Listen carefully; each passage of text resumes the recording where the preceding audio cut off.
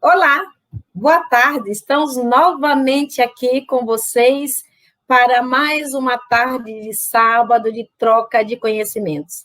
Nesse instante, então, para quem não me conhece, eu sou Lélia, eu sou enfermeira, eu sou mestre e doutora em ciências pela Escola de Enfermagem de São Paulo, a USP, e atualmente eu sou diretora executiva da Doutrina Educação em Saúde. A Doutrina Educação em Saúde é uma empresa que nasceu com a finalidade de levar conhecimento a todos os profissionais da área de saúde, independente da categoria profissional, independente de onde ele estiver. Nós também, de uma forma voluntária, estamos aqui passando conhecimento que consideramos de melhor evidência disponível. Então, a doutrina, ela cumpre esse papel de passar pelas paredes dos hospitais, das clínicas, das faculdades, para que todo mundo, de fato, tenha a melhor informação. Então, eu vou apresentar nossos palestrantes de hoje, que nós temos a honra de poder contar com essa bondade que é transformar, que é desenvolver, que é multiplicar o conhecimento que eles detêm. Então, primeiramente, eu quero apresentar e convidar o Fernando Nunes Galvão de Oliveira. Fernando é médico, ele fez residência em oncologia clínica no Hospital Israelita Albert Einstein, onde ele também foi preceptor da residência em oncologia clínica do mesmo hospital. Atualmente, ele é um oncologista clínico da Clion, que pertence ao grupo CAN e à rede Einstein de oncologia, e ele também é gerente de relacionamento médico. Ele é membro titular da ASCO e da ESMO. Fernando, muito obrigada por sua participação. Outra convidada que nós temos hoje, que de forma voluntária está aqui nos ajudando, é a Marcela Marrache Coutinho. Marcela é uma enfermeira, especialista em oncologia pelo Hospital Israelita Albert Einstein. Ela tem certificado em Healthcare Management pela INSPER, e, atualmente, Marcela é enfermeira auditora sênior de contas médicas do Hospital Israelita Albert Einstein. Muito prazer tê-la conosco, Marcela, e eu queria só dar uma adendo enquanto as pessoas estão chegando, que eu tive a honra de conhecer Marcela ainda quando Marcela estava começando a profissão, e olha que espetáculo que Marcela está hoje, mostrando quanto é possível o enfermeiro, em termos de possibilidade de trabalho, atuar de uma forma brilhante. Muito obrigada, Marcela. O outro convidado que nós temos, que também já esteve aqui, abrilhantando as nossas tardes, é o Felipe Festauer Gomes. Felipe é farmacêutico, ele é especialista em farmácia oncológica pela Sobrafo. Ele é membro do Comitê de Educação Continuada da ISOP e ele é gerente médico científico da AVE. Eu gostaria de dizer que isso aqui é um resumo, porque não dá para a gente falar a tarde toda do currículo de Felipe e de todos.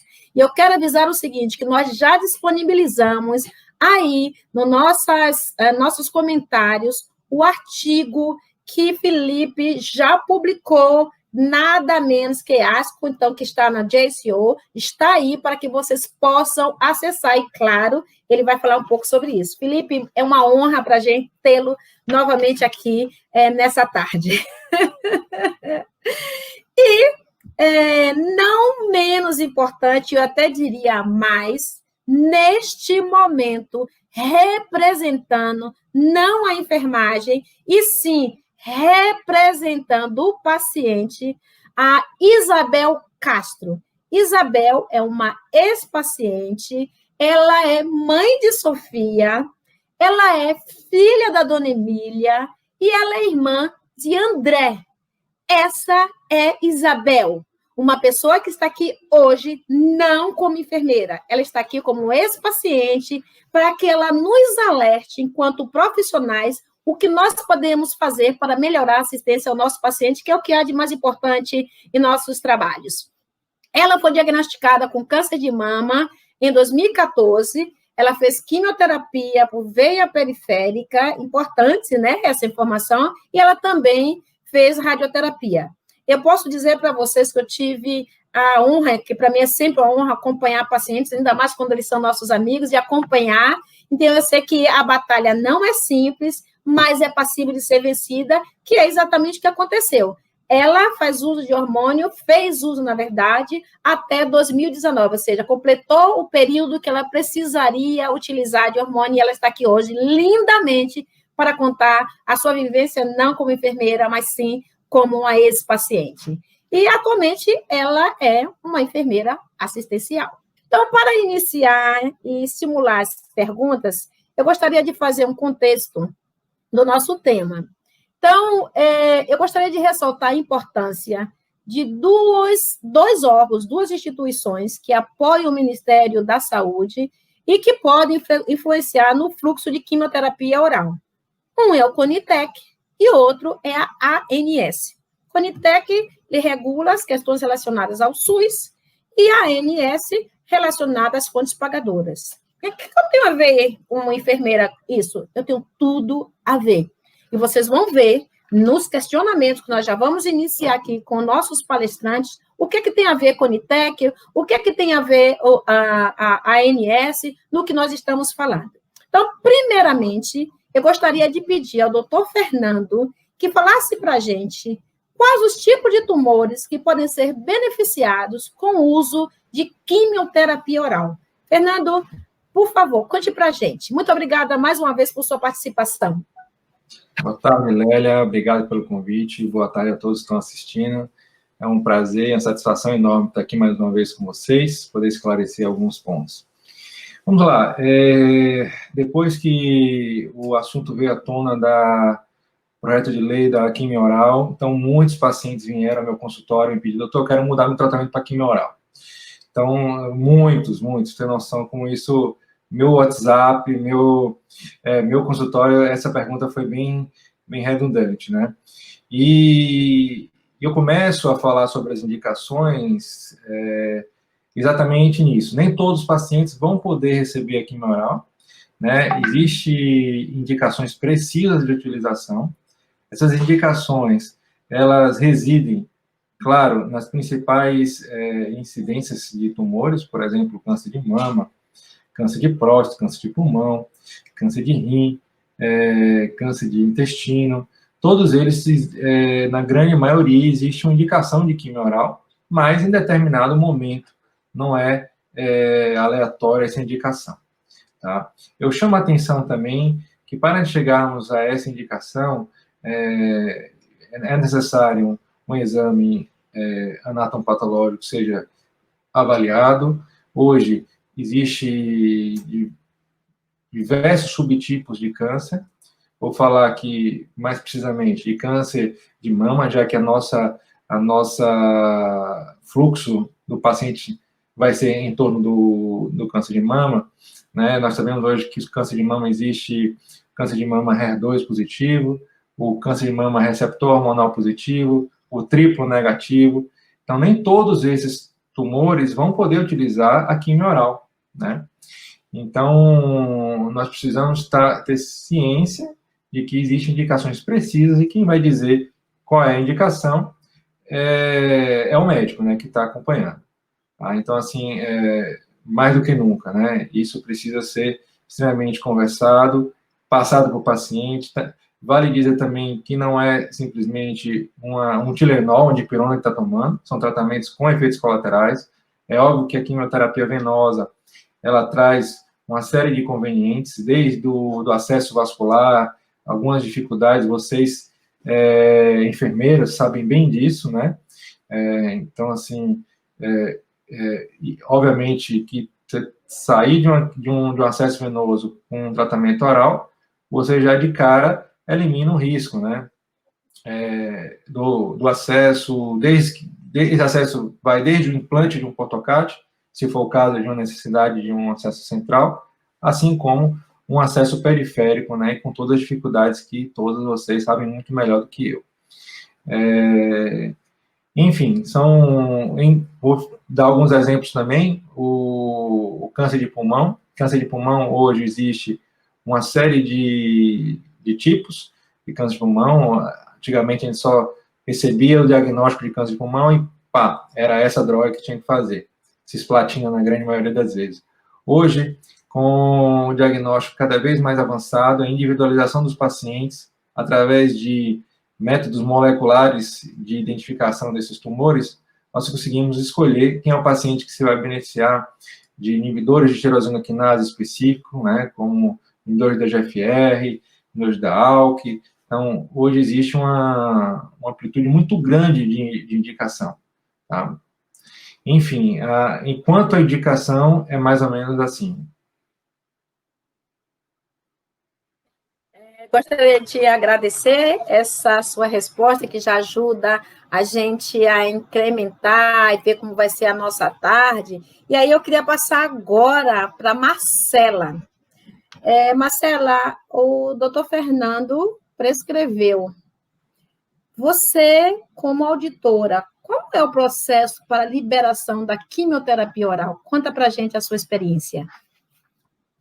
Boa tarde a todos. Eu gostaria primeiramente de agradecer você, Lélia, pelo convite de estar aqui hoje e passar um pouquinho do meu conhecimento para todos vocês. A Lélia comentou que eu iniciei a carreira com ela foi minha primeira gestora na área da saúde, minha primeira líder, e foi com ela que eu me apaixonei pela oncologia. Então, eu falo para minha mãe que a Lélia foi minha mãe na enfermagem, até hoje, é uma pessoa que eu aprendo muito, um grande exemplo para mim. Então, vamos lá, pessoal, agradeço a todos por estarem aqui hoje. Vou contar para vocês como funciona por parte da saúde suplementar para aqueles pacientes que possuem planos de saúde. Então, a partir do momento que o médico faz uma prescrição de quimioterapia via oral, existem dois caminhos, que depende da operadora do paciente. Então, existem algumas operadoras que o próprio paciente entra com esse pedido de quimioterapia via oral e a quimioterapia é entregue na residência do paciente em domicílio. Então, o próprio paciente é responsável por inserir esse pedido, ou no site da operadora, ou via aplicativo. Existem alguns caminhos. E a operadora tem um prazo para entregar isso na residência do paciente. Agora, quando é uma operadora que faz a entrega pelo nosso referenciado, aqui eu estou representando o HIAE, nós, do setor de contas médicas, inserimos esse pedido para a operadora de saúde. Quando a gente insere esse pedido, não é tão simples, né? Apenas colocar lá a prescrição.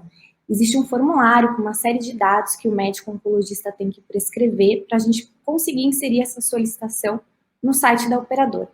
Então, alguns dados são importantes para a gente preencher, né? A operadora, ela abre um anexo de quimioterapia para a gente preencher com dados como altura, peso, superfície corpórea, CID, dados de estadiamento, se é um tratamento inicial ou se é uma continuidade, alguns critérios. Até quero dar um abraço aqui para todos os profissionais do meu setor que estão assistindo, que são eles que fazem essa solicitação para a operadora. Então, quando a gente não tem a informação completa, a gente vai atrás dessa informação para inserir de forma correta. A partir do momento que a gente insere essa solicitação para a operadora, ela tem um prazo para dar um retorno de autorização. De acordo com a ANS, que é a Agência Nacional de Saúde Suplementar, as operadoras têm um prazo de 21 dias para emitirem um parecer daquela solicitação. Mas cada referenciado tem acordos comerciais com as operadoras para que esse prazo seja um pouco menor. Na instituição onde eu trabalho, esse prazo varia de 5 a 7 dias úteis. E a partir do momento que a operadora emite a autorização, o paciente se dirige à instituição, né, para retirar o medicamento via oral. Lembrando que hoje, quais são os medicamentos que a ANS prevê cobertura para o paciente que tem um plano de saúde? São todos aqueles quimioterápicos via orais que constam no rol da ANS. O que é o rol da ANS? Ele é uma lista de procedimentos em que as operadoras têm que fornecer cobertura para o paciente. Então, o rol da ANS ele é atualizado a cada 2 anos. Esse ano, 2020, é um ano de atualização do rol. Está um pouquinho atrasada, a gente entende que seja por conta da pandemia, né? Geralmente é no primeiro semestre que a ANS divulga a atualização do rol. E dentro do rol da ANS existe uma lista de quimioterápicos para uso domiciliar que prevê cobertura. Então, qual que é a grande questão em relação à liberação de quimioterapia via oral para uso domiciliar? A operadora só tem obrigatoriedade de cobertura daqueles quimioterápicos via orais que constam no rol da ANS. Isso é um problema, porque a gente sabe que no mundo, né, da oncologia e hematologia, a cada 2 anos entram diversos novos medicamentos, imunoterapia, para o paciente, para o tratamento do paciente. E, infelizmente, o paciente tem que aguardar a atualização desse rol para ter acesso. O projeto de lei que o doutor Fernando comentou agora há pouco, né, no início da live, até foi um pouquinho depois que a Lélia fez esse convite para mim, para estar nessa live hoje, que tivemos a notícia que o Senado aprovou o projeto de lei 6336, que foi apresentado pelo senador Romário, mas não é de autoria dele, é de autoria do senador José Regufe. Ele apresentou no Senado esse projeto de lei para que as operadoras autorizem todos os quimioterápicos via orais, não somente aqueles que constam dentro do rol. Importante ressaltar que, diferente dos injetáveis, por exemplo, a operadora tem obrigatoriedade de cobertura daqueles que possuem registro Anvisa. E para o quimioterápico via oral, além de ter o registro Anvisa, eles têm que constar dentro do rol. E essa lei prevê exatamente isso, que não precisa estar dentro do rol. Mediante ter aprovação pela Anvisa, o paciente tenha acesso. Então, a gente espera que esse projeto de lei dê certo, né? Ele foi encaminhado agora para a Câmara dos Deputados, entrará em votação. Ressalto que pelo Senado foi aprovado em unanimidade esse projeto de lei. A gente espera que pela Câmara dos Deputados siga o mesmo caminho. E assim que aprovado, se dirigirá ao nosso presidente da República, que irá aprovar ou não esse projeto de lei. Mediante a aprovação do presidente da República, essa lei entra em vigor e assim o paciente terá acesso a todos os medicamentos quimioterápicos via orais que possuem registro Anvisa. Eu assisti recentemente uma live de um grupo de oncologia, onde o presidente da Sobrafo informou que aproximadamente 28 a 35 quimioterápicos via orais estão aguardando aí a atualização do rol para serem aprovados pelos planos de saúde. Então, se essa lei entrar em vigor, eu espero que sim, os pacientes já terão acesso aos quimioterápicos via orais. Muito obrigada, Marcela. Então, o médico prescreveu, a auditora ou o plano de saúde atuou. Agora nós vamos para o farmacêutico. Então, Felipe, eu gostaria que você contasse para a gente a sua experiência com quimioterapia oral e queria também reforçar que o trabalho que você fez brilhante nessa área já está disponível aqui para que as pessoas possam acessar, está em comentários. E eu gostaria, Felipe, que você falasse, né, como é a sua atuação, como é a atuação do profissional farmacêutico. Então, aqui está a publicação que é resultante do trabalho espetacular, porque, como sempre eu falo, gente, nós não podemos atuar somente com aquilo que a gente pensa que é o certo, a gente tem que testar, e é para isso que existem os estudos. E mais, não pode testar e ficar na nossa gaveta, dentro das paredes da nossa instituição, tem que publicar, porque quando a gente publica, a gente melhora e melhora para todo mundo. Então, Felipe, por favor, conte para a gente aí. Boa tarde, Lélia. Mais uma vez, muito obrigado, né, pelo convite. Cumprimento aqui também Isabel, Marcela, doutor Fernando e a todo mundo que está aqui com a gente doando tempo, né? Preciosíssimo. Primeiro que o trabalho, Lélia, que você comentou, é fruto de uma equipe inteira, né? É um trabalho multicêntrico que a gente envolveu 7 das principais clínicas aí de um grupo que eu trabalhei. E vários estados, né? Então, uma coisa que enriqueceu bastante o trabalho foi justamente isso. Para quem ainda não leu, quem está curioso, a gente queria descobrir, na verdade, né, como qualquer pesquisa, o que era melhor para o paciente, se era melhor a dispensação via hospitais e clínicas, né, junto à equipe, ou se era melhor eles receberem o seu medicamento via domicílio através da fonte pagadora de uma forma direta. Isso porque, Lélia, eu comecei a perceber ali, né, algumas reclamações de alguns pacientes, tanto que vinha pegar os medicamentos com a gente, quanto aqueles que recebiam em casa. Importante ressaltar também que esse estudo foi feito em 2016 e 2017, né? Então, muita coisa está se evoluindo, né? Melhorando com o tempo, mas foi um estudo importante porque mostrou que os pacientes possuíam mais adesão, né? Quando o seu medicamento era retirado pelas clínicas e hospitais. E a adesão é um fato importante que eu queria começar a contar para vocês aqui sobre a experiência do farmacêutico, né? Quando você tem uma terapia venosa, você garante que ele está tomando, ou não, né? Quando você tem um medicamento oral, a única certeza absoluta que você terá que o paciente está tomando aquele medicamento ali é ou se você dosar no sangue, fazer dosagem sérica, o que ninguém faz, ou se você ficar 24 horas com ele, o que também, obviamente, ninguém faz. Então, uma das atividades importantíssimas do farmacêutico é você utilizar ferramentas indiretas para você mensurar aquela adesão ali, né? A adesão, na verdade, o trabalho da adesão é unicamente, Lélia e colegas, um dos fatores que o farmacêutico avalia dentro de todo um processo, de uma cadeia de cuidado que a gente chama de atenção farmacêutica, tá? Dentro da atenção farmacêutica, que é um dos ramos da farmácia, né, você tem ali algumas metodologias de segmento, e eu acho que a palavra, assim, uma palavra sensacional que a gente utiliza muito é segmento, acompanhamento, né? Principalmente medicamentos orais, que o paciente está fazendo longe da gente, né? Como o doutor Fernando falou, a gente tem reações adversas aí, das mais variadas, o tratamento é oral, mas muitas vezes é antineoplásico, é quimioterápico antineoplásico, né? E muitas vezes causa transtorno sim, né? Malefícios, reações adversas, e essa é, Lélia, sem dúvida, uma outra atividade do farmacêutico, não só de resolver essas reações adversas quando ocorrem, mas de principalmente preveni-las, tá? Então, dentro de uma cadeia de cuidado, né, da atenção farmacêutica, você essencialmente precisa evitar, atenção farmacêuticos que me assistem, vocês provavelmente já viram isso, né? Vocês precisam evitar problemas relacionados a medicamentos, tá? Quais problemas, Felipe? A não adesão é subdose, sobredose, né, reações adversas, interação medicamentosa. É uma lista, a depender de cada método, né, a depender da escola americana ou da espanhola, enfim. Você tem algumas metodologias aí. E o farmacêutico, vocês percebam que é um dos elementos, né?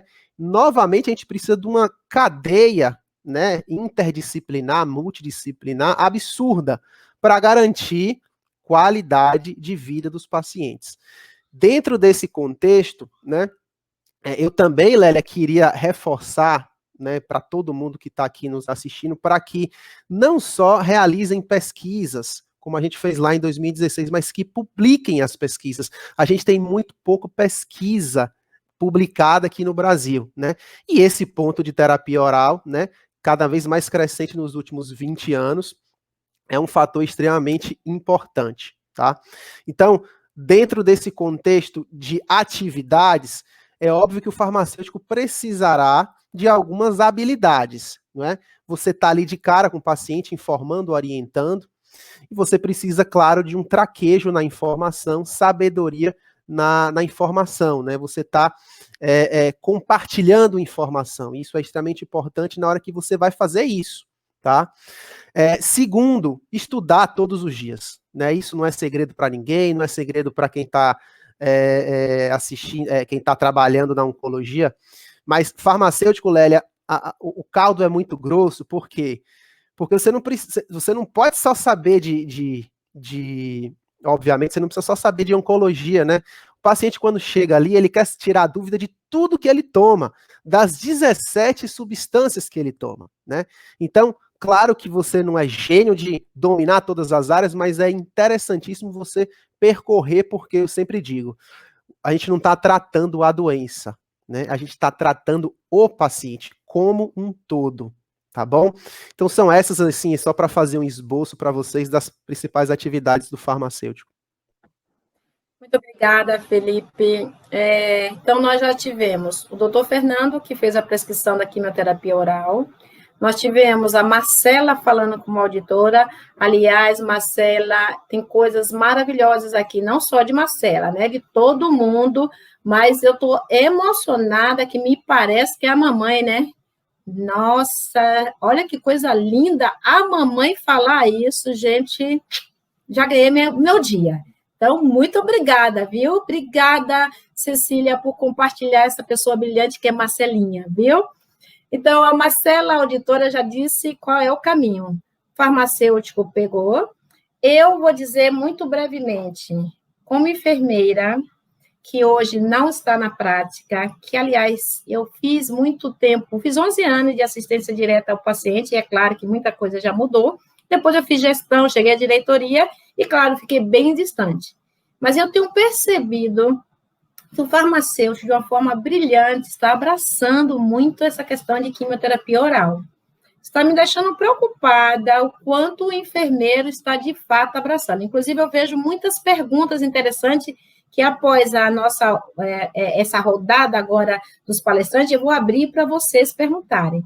Eu gostaria que Isabel, não como enfermeira, mas como ex-paciente, contasse para a gente, olha, médico prescreveu, rodou, e agora chegou em você. Né? Então, eu queria saber o seguinte, Isabel, como foi o processo de orientação quanto ao uso de hormônio? Esqueça, vira chave, você não é uma enfermeira agora, você, nesse momento, idealiza aquele momento que foi entregue para você, porque existem projetos, existem trabalhos publicados, existe a intenção. Mas como chegou até você? Fale aí para a gente. Oi, boa tarde, gente. Obrigada, Lélia, pelo convite. E hoje estarei aqui falando como paciente, realmente, né? E foi um processo bem difícil, né? Não é porque eu sou enfermeira que foi fácil, né? Eu acho que os traumas existem e existiu para mim também, né? E o hormônio foi prescrito, né, depois que terminou a quimioterapia, e foi prescrito pelo médico, e eu teria que pegar, foram 2 processos. O primeiro que eu tive que pegar na clínica, então o médico prescreveu, aí mensalmente eu ia numa consulta, né, fazia uma coleta de exames, tá, verificava, e pegava a medicação junto com o farmacêutico. O farmacêutico me liberava a medicação e eu pegava a medicação. Era nessa fase de marcar a consulta e pegar, foi muito tranquilo. Então, assim, os 4 primeiros meses foram assim, de eu pegar mensalmente na própria clínica. Depois, o convênio começou a me entregar em casa, né? Então, eu já não passava mais mensalmente em consulta. Então, a minha receita valia por 6 meses. Então, eu não precisava mais ir mensalmente ao consultório e eu fazia solicitação pelo convênio, né?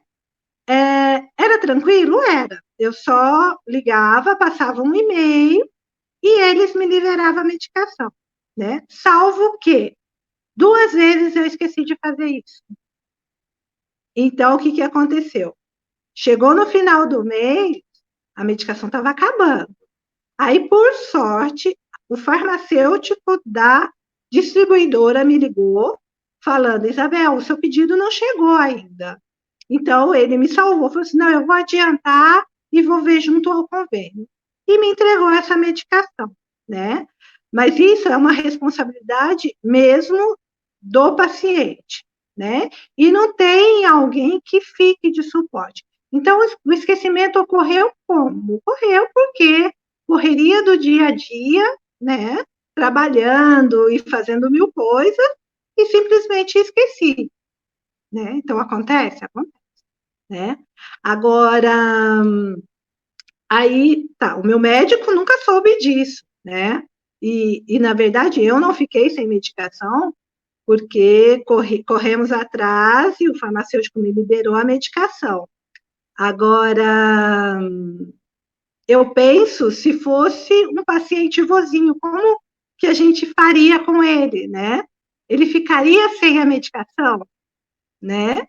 Então, a gente tem que ver uma maneira de como esse paciente, abordar esse paciente, para que ele não esqueça dessa medicação, para que ele não fique sem isso, né? Porque é muito importante.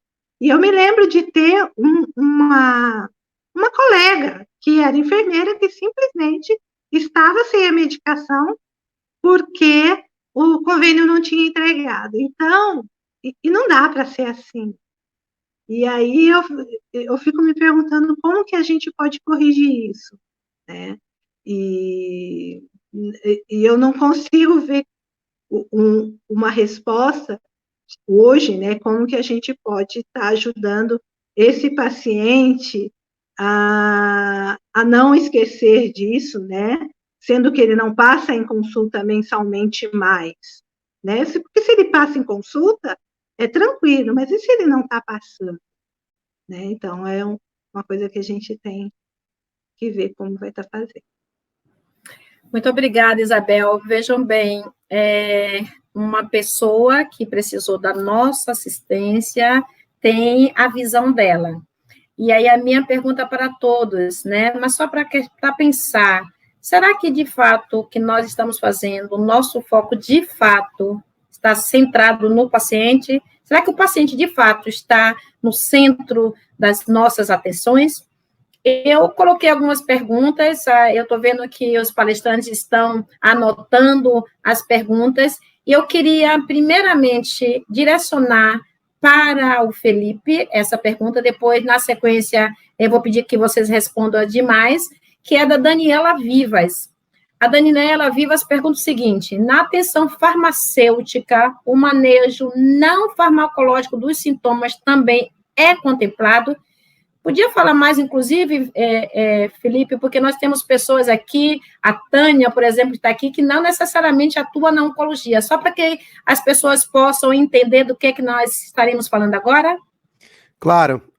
Daniela, obrigado pela pergunta. E eu sempre digo o seguinte, apesar de ser farmacêutico, né, eu prezo essencialmente para primeiro o paciente não precisar de medicamentos. Isso acontece muito na oncologia, e eu posso dar aqui vários exemplos para vocês.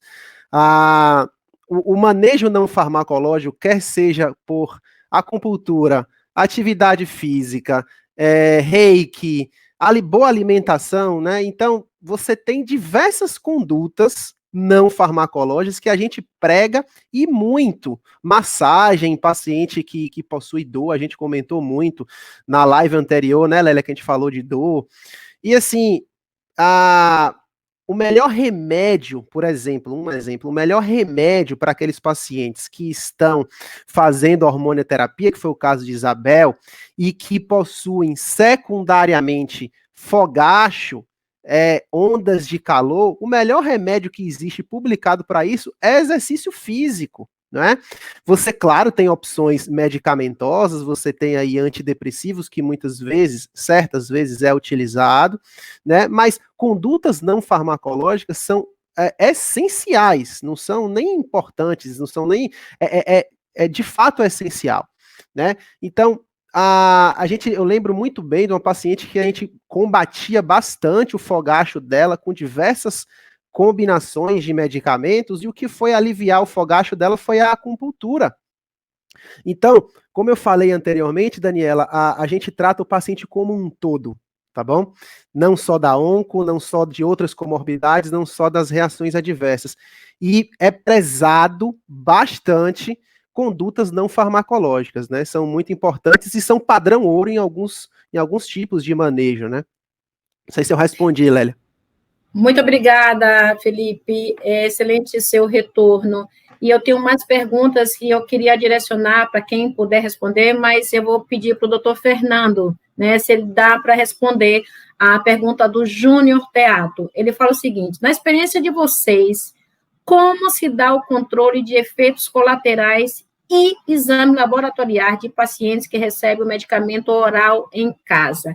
Isabel, você está balançando a sua cabeça. Você quer falar antes do doutor Fernando? Até para a gente fazer a prova dos 9, porque vamos conversar sério. Hoje o doutor Fernando está aqui como minoria, somos a maioria equipe multiprofissional. Imagina até que ele vai dar um recado bem legal para a gente. Você quer falar antes dele ou depois dele, Isabel? Que você é prioritária aqui hoje. Depois. Ok. Então, Fernando, a nossa representante maior está dizendo que você pode dar essa resposta. Por favor, conte para a gente aí. Felipe, excelente resposta, vou pegar seu gancho aí que você deu. Eu acho que esse controle dos efeitos farmacológicos e não farmacológicos deve ser feito por toda a equipe da oncologia. Eu acho que a enfermeira que acompanha o paciente, o farmacêutico e o médico. É óbvio que a gente tem que ir para uma realidade, né? Cada serviço tem a sua, né? Muitos deles, aqueles pacientes que recebem o medicamento direto do convênio, acabam não entrando no protocolo de acompanhamento de alguns serviços, né? Tanto do farmacêutico como da enfermeira. Isso cria um abismo, no meu ver, fica só a critério do médico avaliar esse paciente no retorno, tá? Isso é algo que a gente tem que buscar que não aconteça no nosso serviço. E o time de farmacologia deve acompanhar, sim, esse paciente, mesmo aquele que receba em casa. O controle desses efeitos colaterais varia a depender de qual medicamento o paciente esteja recebendo, tá? São muitos distintos, tá? Vai desde eventos trombóticos, como tamoxifeno, até artralgias, como os inibidores da aromatase, no caso do câncer de mama, o aromazin, o Vestranta, entre outros.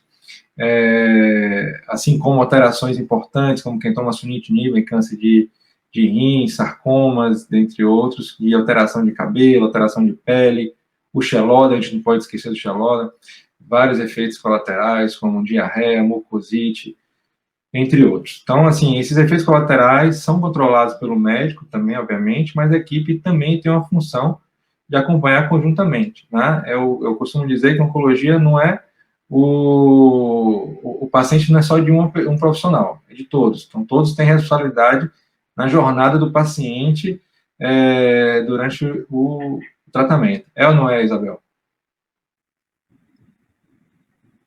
É verdade. Na verdade, a gente é uma equipe multi, né? Isso deve ser monitorado por todos, né?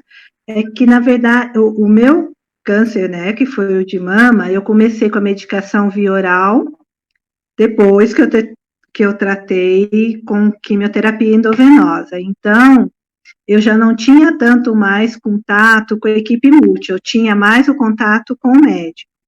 Então, ele sabia mais dos meus efeitos colaterais, que não foram poucos, foram muitos. Então, no início eu tive fogacho, tive náusea, muita náusea, mesmo porque eu tinha acabado de fazer a quimioterapia endovenosa e associado com a via oral, eu acho que, né, que meio que intensificou, então eu tive bastante náusea no início, e aí eu tive artralgia, então tudo que eu não tinha tido, e de repente eu comecei, você tem que ter mesmo uma persistência, porque se você não for forte, você para, você bula, você não toma, né? Você tem que ver o risco-benefício, né? Você tem que ser forte nisso. E aí, isso tem que ser passado para o paciente, né?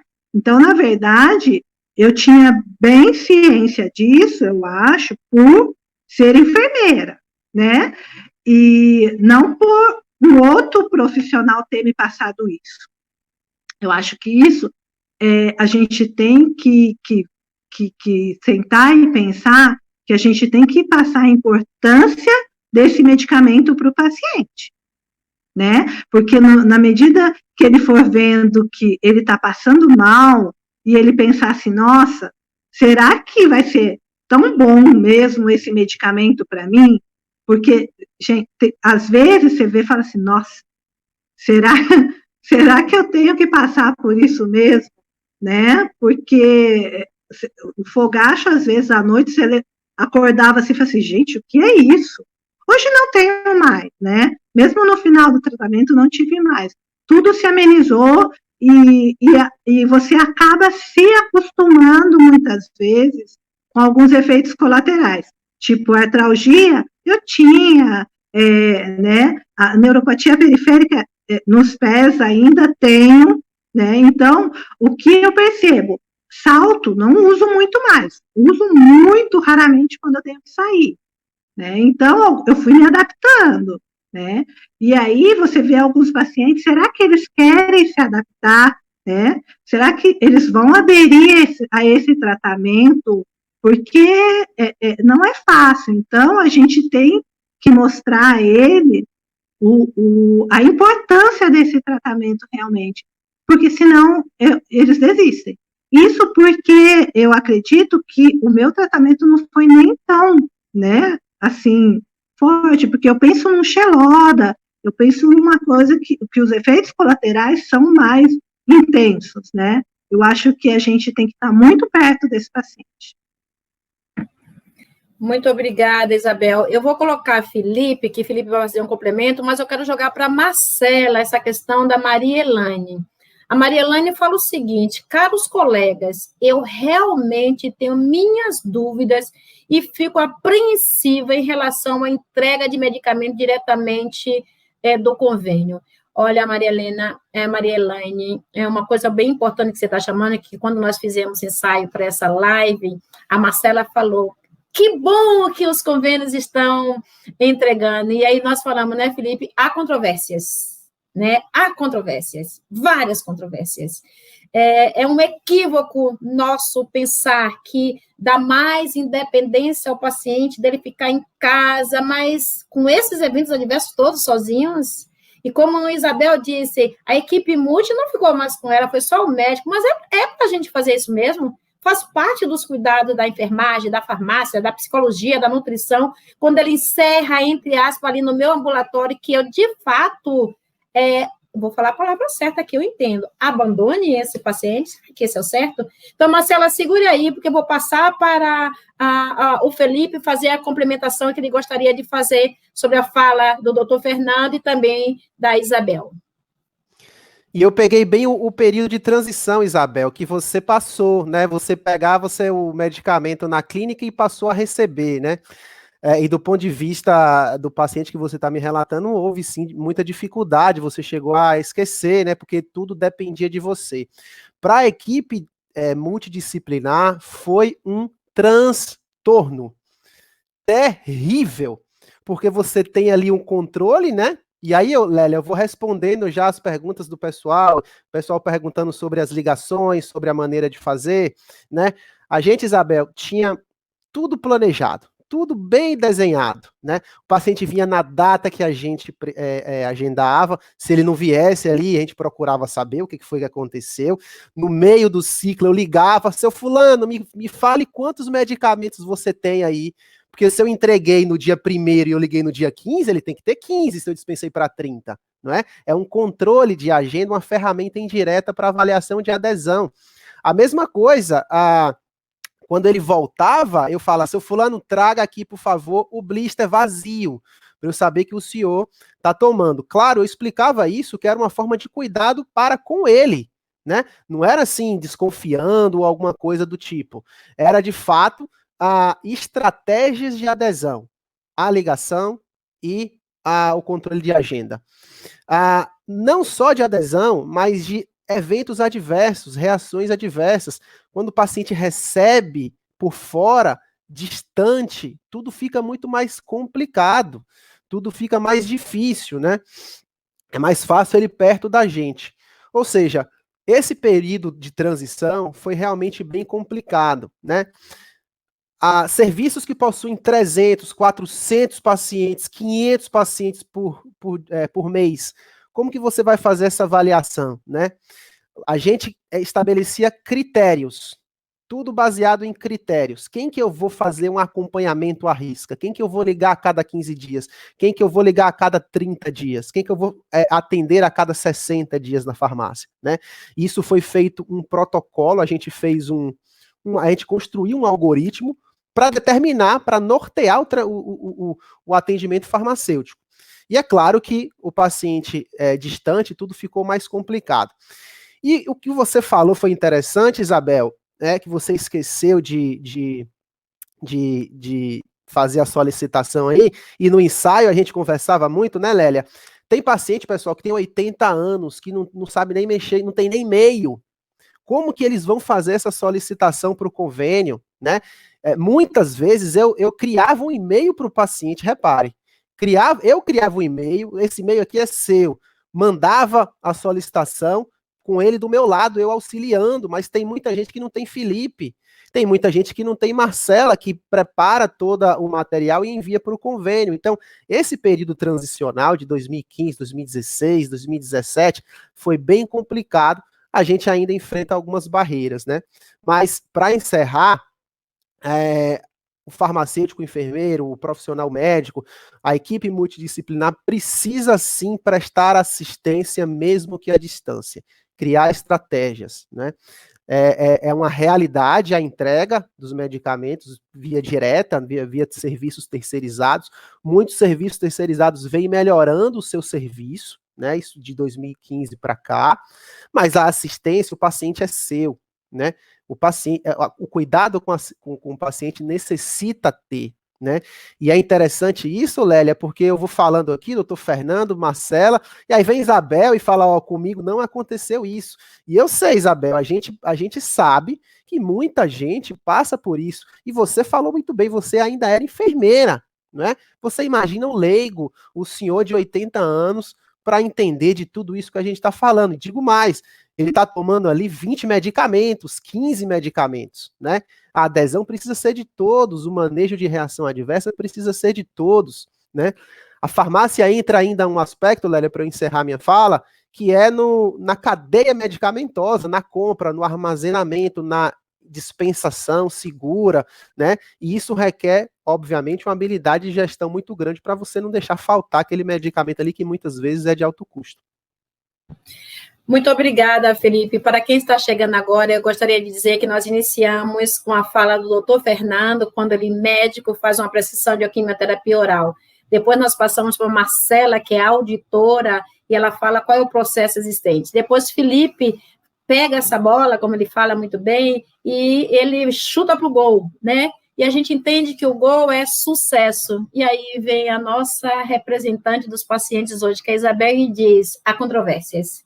Então, é assim que nós estamos fazendo aqui hoje. Então, eu vou passar agora, já tem mais de uma pergunta para a Marcela, mas eu vou aproveitar a pergunta da Marlise, que está aqui em Salvador. Aliás, pessoal, eu quero inovar. Vocês poderiam dizer qual é a cidade que vocês estão, só para eu saber quem são os nossos ouvintes, né? Que nós já estamos com 75 pessoas, sendo que uma parte está no YouTube, outra parte está no Facebook. Então, é maravilhoso ter vocês aqui.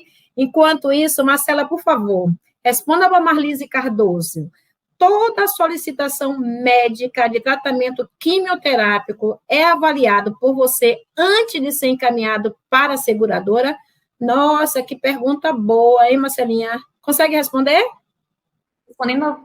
Antes, eu queria complementar um pouquinho a primeira pergunta, né, que o Felipe estava comentando, que quando as operadoras começaram a fornecer o medicamento em domicílio, né, vou me defender um pouco. Por que eu achei bom na época, né? Porque não precisaria passar pela central de autorizações até a gente inserir. Então, o próprio paciente faria gestão disso. Está acabando, já vou inserir a solicitação.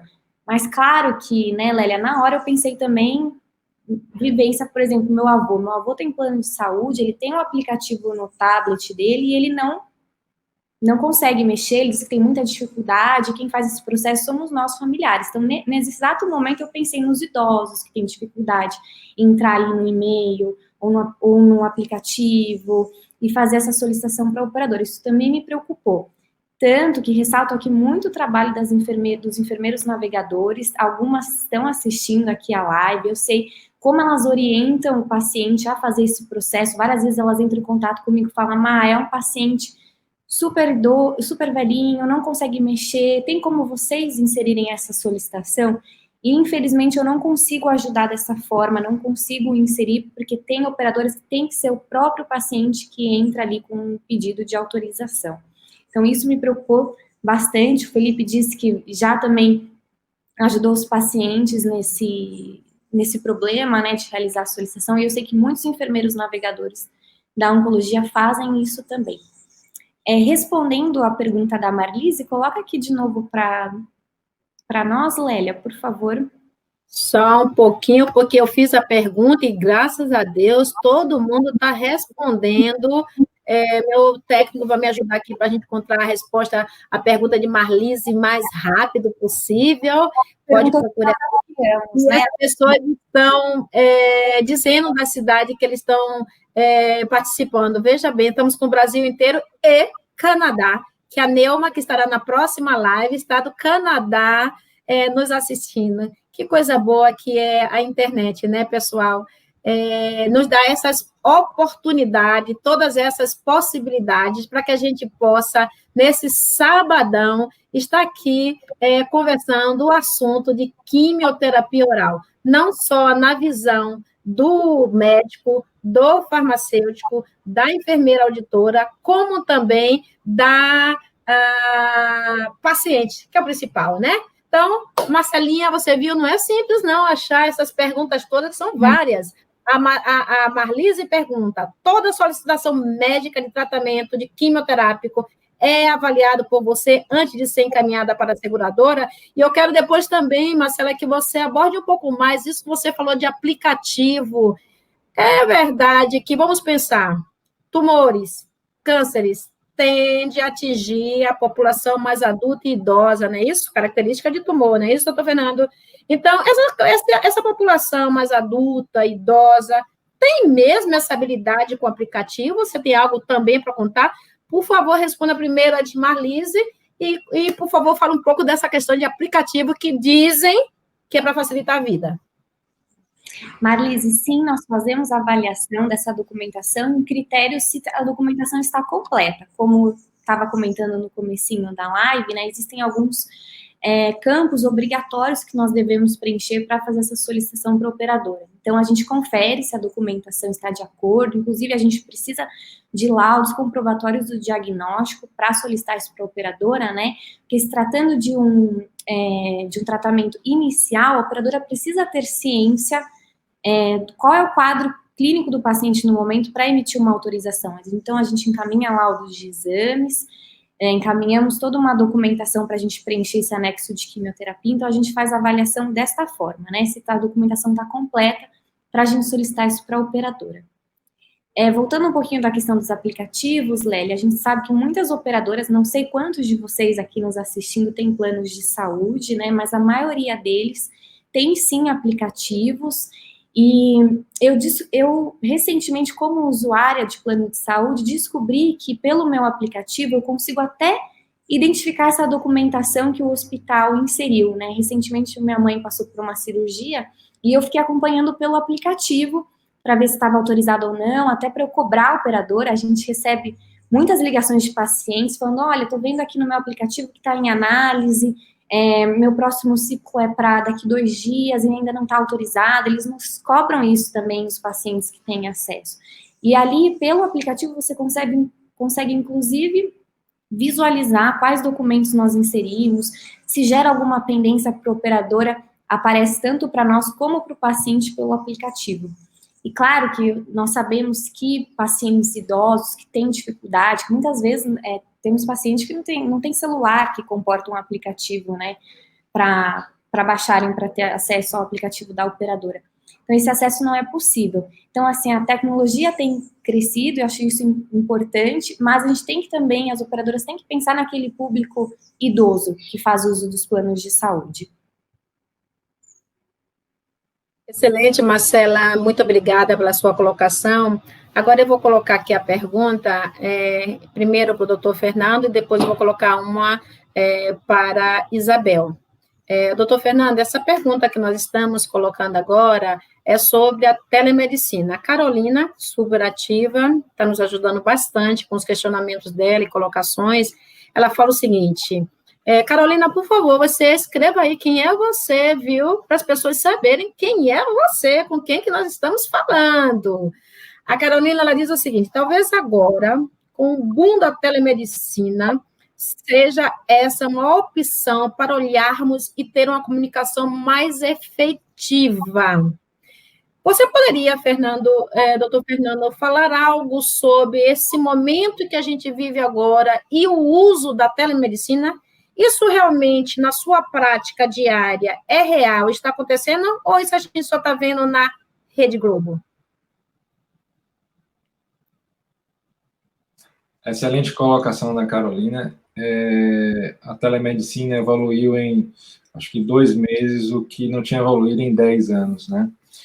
O Einstein é pioneiro na telemedicina, né? Mas com certeza o boom, né, da pandemia do Covid fez ele crescer de forma, tanto o hospital como em si, né, e seu segmento da telemedicina, como o processo que hoje virou rotina em diversos centros do mundo afora. Enfim, esse é o novo normal que nós vivemos, né?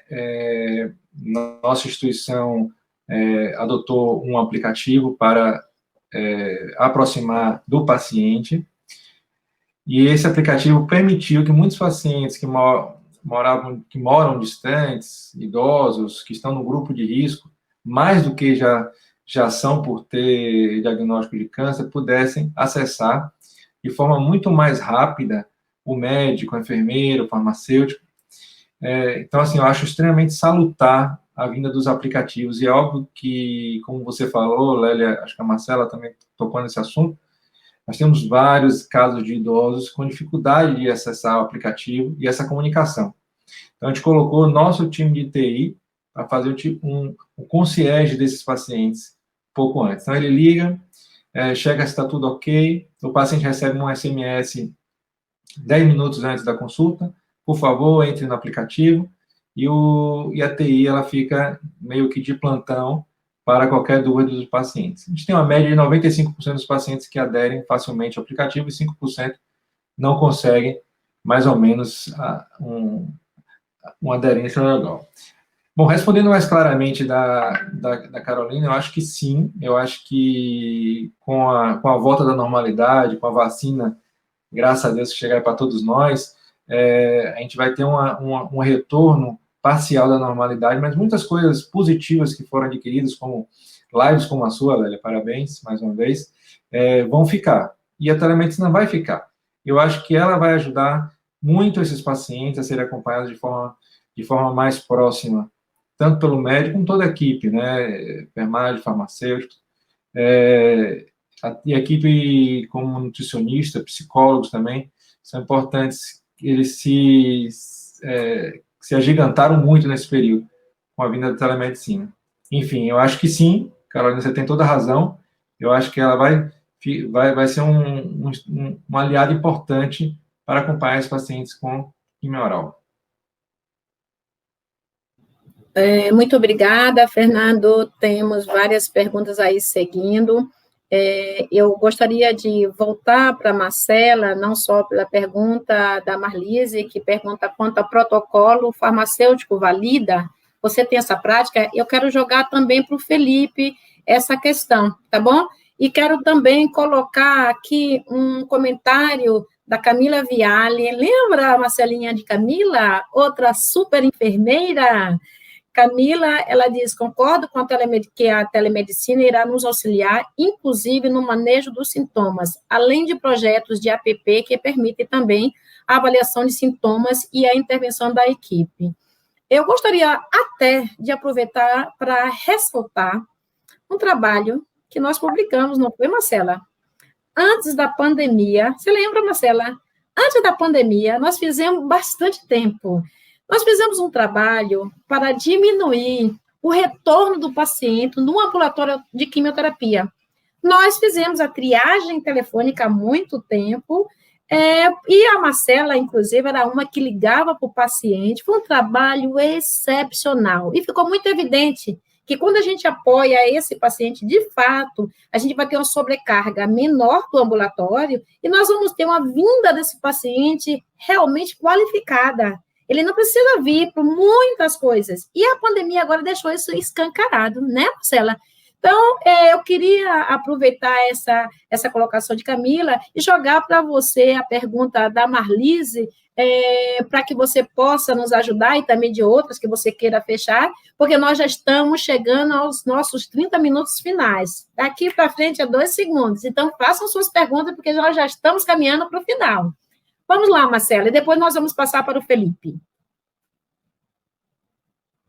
Eu gostaria de ressaltar a questão da telemedicina, né? Como o doutor Fernando comentou, o Einstein já foi pioneiro, né, nesse processo, e a telemedicina está regulamentada pela ANS.